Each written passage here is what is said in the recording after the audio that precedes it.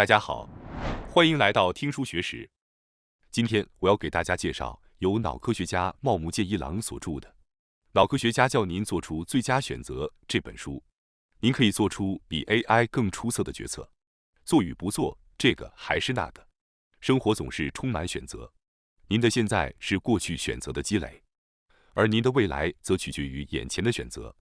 为了让生活变得更好，除了要有更好的选择，还需要瞬时判断的能力，这种迅速决策能力也是必不可少的。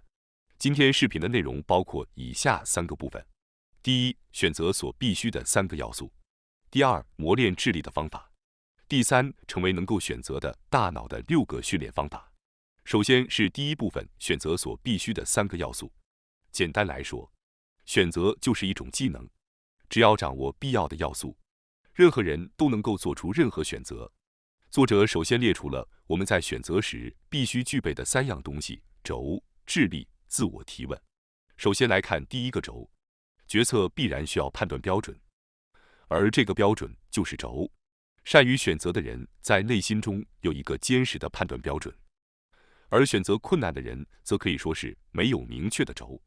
作为判断标准的轴，可以考虑很多因素。许多人常用的标准有是否能赚钱、是否划算、能否做到、擅长与否、简单与难、了解与否等等。然而，这种2元选择往往因各种原因而陷入无法选择的困境。在这样的极端判断标准下，在实际选择中往往无法取得成功。因此，作者提出了一种类似于 X 轴和 Y 轴的双轴判断标准。作为例子，我们来看一位企业家的轴。他是开发电动汽车的特斯拉创始人埃隆·马斯克。马斯克的选择标准是独特的，他使用聪明、愚蠢矩阵作为标准。字面意思是，聪明是指智慧，愚蠢则是指愚笨。埃隆·马斯克在开始事业时，依据这个聪明、愚蠢的标准来决定是否进行某项事业。这个是以自我视角为横轴、他人视角为纵轴的矩阵。这里出现了以下4个区域。一，从自我角度看认为是聪明的，而从他人角度看认为是愚蠢的。2，从自我角度看认为是聪明的，而从他人角度看认为也是聪明的。3，从自我角度看认为是愚蠢的，而从他人角度看认为也是愚蠢的。4，从自我角度看认为是愚蠢的，而从他人角度看认为是聪明的。马斯克最重视的是第一个区域。虽然在他人眼中看起来愚蠢，但他自己认为聪明的事情，正是他作为事业优先考虑的对象。与之相反的是第2个区域，这里是红海，市场处于竞争状态，竞争残酷，像血流成河一样，海洋被染成红色的形象。在这个区域内，任何人都不会感到快乐。正因为马斯克内心有这样坚定的轴，他才能够做出许多卓越的选择。然而，聪明、愚蠢矩阵只适合像马斯克这样的企业家。对于我们普通人来说，如何运用它并不明确。因此，作者在书中提出了适合我们普通人使用的普遍性轴，那就是利他性与不确定性。这2个词对许多人来说可能有些陌生。接下来，我将详细解释。首先是利他性。利他性是指做能够让其他人高兴的事情。相对而言，仅仅为了自己高兴的行为则称为自私。需要注意的是，利他和自私并不是自我牺牲，为了他人而让自己痛苦不堪，或被他人利用、剥削，这是不可接受的。为他人做出快乐的事情，并让自己成长，才是真正的高利他行为。除了利他性，我们在选择标准中还应考虑另一个因素，那就是不确定性。确定性是指事物能够按照预期进行，而不确定性则意味着无法预知结果。对每个人来说，人生都是在确定性与不确定性之间找到微妙的平衡。只做确定的事情会带来稳定，但却缺乏成长性。相反，只做不确定的事情会导致缺乏稳定，但通过克服不确定性，则可能会获得巨大的成长。我们常常为了避免风险而选择确定的道路，但作者认为，在选择时应该选择不确定性。不确定性是指尽管付出努力，但成功的概率始终不高的事情，这种行为才是真正值得追求的。例如，为了让客户满意而磨练接待技巧和服务意识，这就是利他性。如果客户高兴并愿意重复消费，那么销售额自然会上升，最终对双方都有利。而这种利他性是人工智能无法具备的。随着近年来人工智能的飞速发展，我们人类不禁感到恐惧，认为所有工作都可能被人工智能所取代。然而，选择利他性作为决策的基准是人类的特权，人工智能永远无法做到这一点。因此，只要以利他性为判断标准，您的选择就不会逊色于人工智能。而在大脑中，想要让他人开心的神经回路和想要让自己开心的神经回路是非常接近的。这一事实也从神经科学的角度证明了利他性最终会对自己有利。接下来，与利他性一起，我们应该将不确定性作为选择的基准。不确定性指的是不确定能否实现的事情，而确定性则是能按预期顺利进行的事情。人生的确立在于确定性与不确定性的微妙平衡。如果只做确定的事情，就会变得稳定，但缺乏成长性。另一方面，如果只做不确定的事情，稳定性就会缺乏，但通过克服这些不确定性，可能会取得巨大的成长。我们常常为了避免风险而在生活中选择确定的道路，然而作者认为在选择上应该选择不确定性。不确定性是指无论多努力，成功的概率都不会很高的充满挑战性的活动。虽然做这些事情很困难，但当最终完成时，会感到无比快乐。正是通过不断挑战这些充满不确定性的事情，我们才能成长，并在成功时，脑内释放多巴胺，形成成功的奖励，从而激励我们更加努力，推动下一步行动。因此，不确定性是人生中前进不可避免的试炼。将利他性与利己性、不确定性与确定性结合，就能形成类似于埃隆·马斯克的矩阵。将利他性与利己性作为横轴，将不确定性与确定性作为纵轴，就会形成以下4个区域：一、利他性且不确定；二、利他性且确定；三、利己性且不确定；四、利己性且确定。在这4个区域中，利他性且不确定的区域是我们应当选择的。只要能让他人开心，同时对自己来说有点挑战性的事情，就应该毫不犹豫地去尝试。通过这种方式，我们可以激活大脑，实现自我成长。再来看一下其他的区域。对于利他性且确定的区域，虽然让他人高兴很好，但由于对自己来说门槛低，可能无法促进自己的成长，容易陷入单调。至于利己性且不确定的区域，虽然做的是对自己具有挑战性的事情，令人兴奋，但可能会陷入自我满足。最后，利己性且确定的区域不仅对他人没有益处，而且对自己的成长也毫无帮助。结果是所有人都得不到好处。当以利他性且不确定为选择的标准时，您的人生将不再迷茫和烦恼。这样的选择不仅对他人有利，最终也会回馈到自己身上，且通过挑战实现自我成长。对于那些不擅长选择的人，请从今天开始尝试使用这个选择框架。接下来是第2部分，我们讨论磨练智力的方法，其中最重要的就是选择的轴。接下来的2个要素是智力和自我提问，我将详细探讨这2个方面。首先是智力，智力一般翻译为智慧或信息，但作者将智力定义为在不确定情况下获得的最可靠的信息。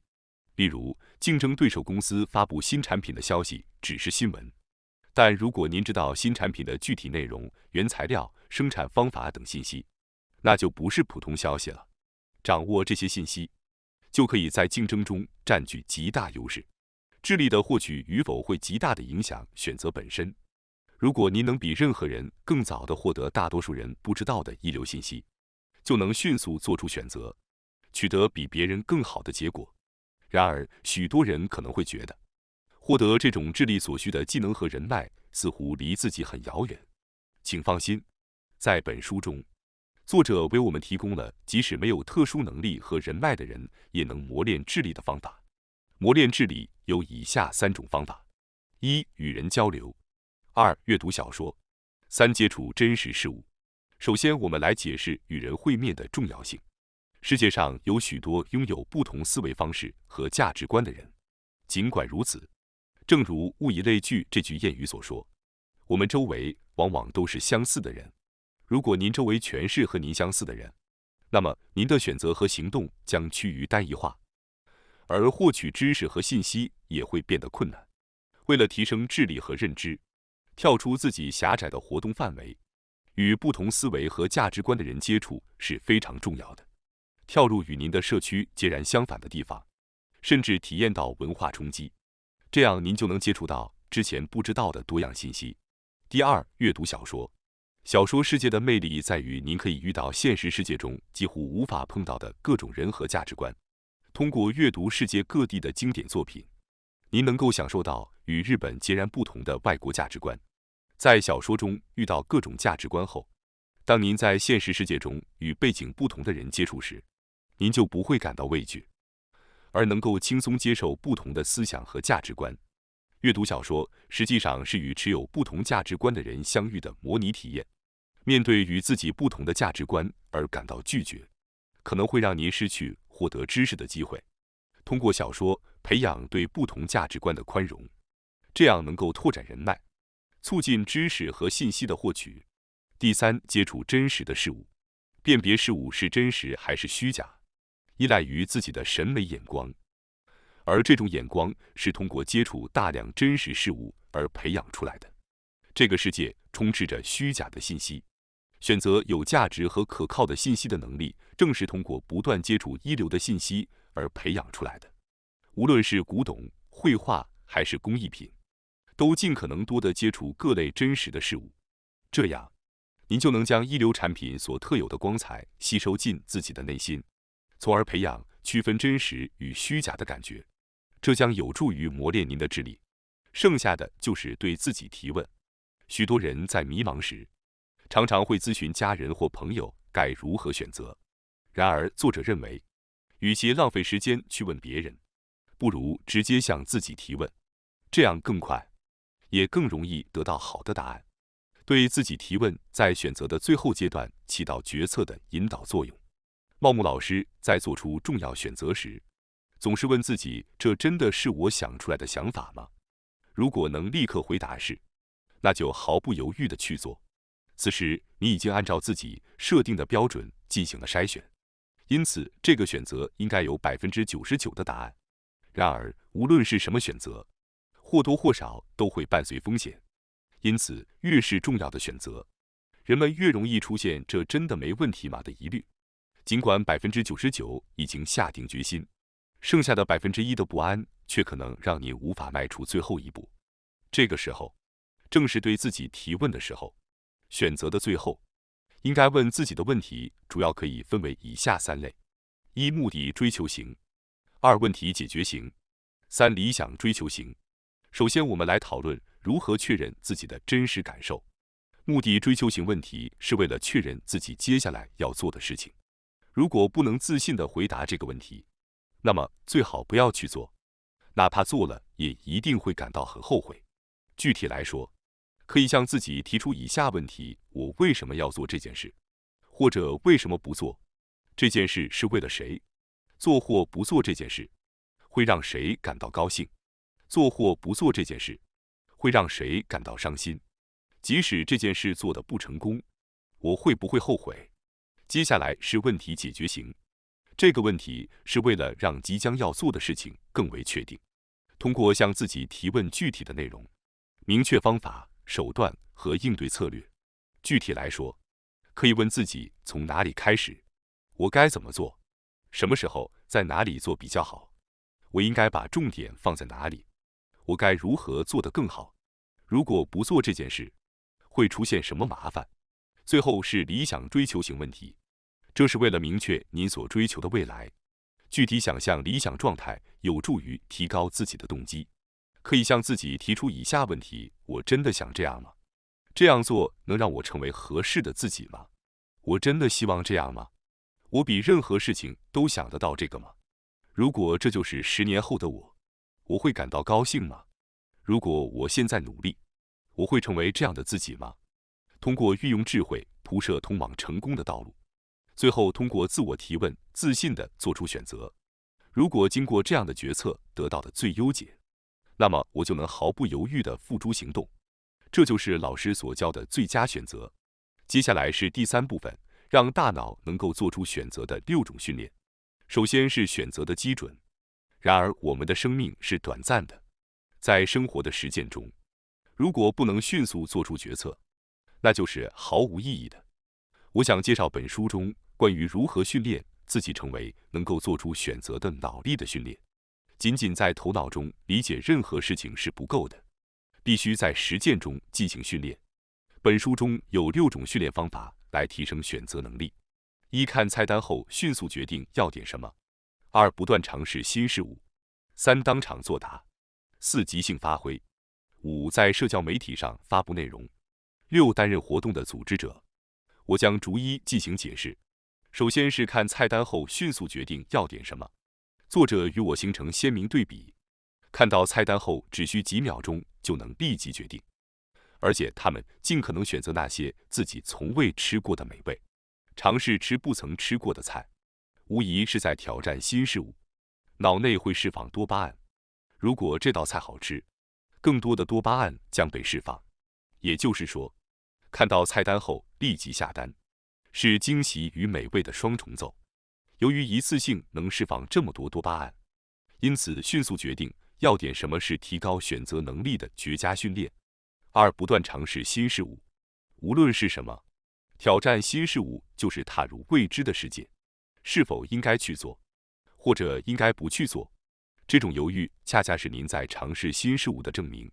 有时，抛开犹豫，选择去做新事物，您将迈向成长的阶梯。继续前进吧。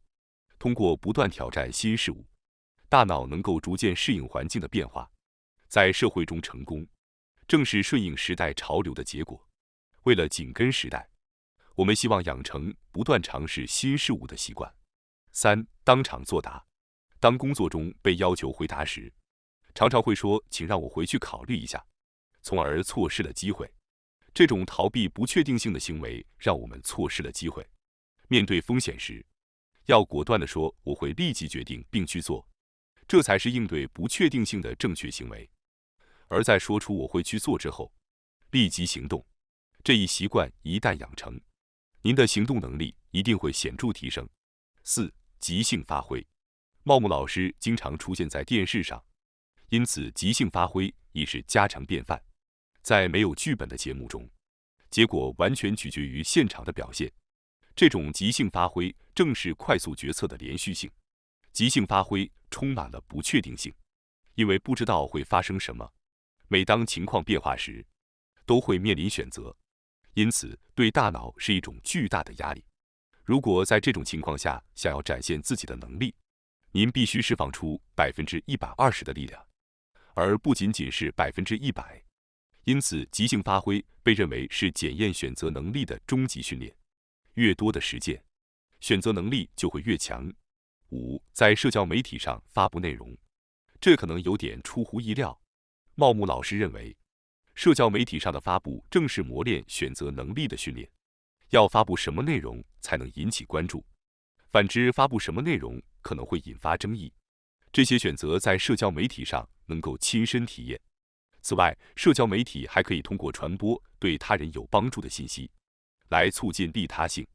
如果按照这些既利己又不确定的原则去发布内容，读者会因此感到快乐，而您的选择能力也会得到提升。在社交媒体上的发布可以实现这样的双赢效果。第6点是担任活动的组织者，这需要一点勇气。为他人举办活动本身就是一种利他的表现。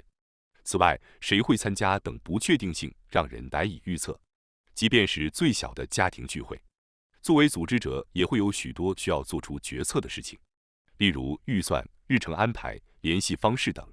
决策的事项不胜枚举，更何况，活动当天可能会发生意外情况，迅速应对这些意外，正是展现前面提到的即兴发挥能力。我们不仅能有效解决问题，还能积累宝贵的经验，提升自身的果断力和适应能力。最后，我想通知大家一下，我们还有一个新频道——学识 Plus。该频道将每天提供更为精简的视频内容，并增加有关论文等相关有益知识的解说。如果您感兴趣的话，请通过概要栏中的链接进行查看并订阅。感谢大家收看今天的节目。如果你喜欢我们分享的内容，记得点赞、订阅并开启小铃铛通知，第一时间获取我们的更新。在下次的节目中，我们将继续为大家分享更多有益的书籍。再次感谢大家的支持，我们下期再见。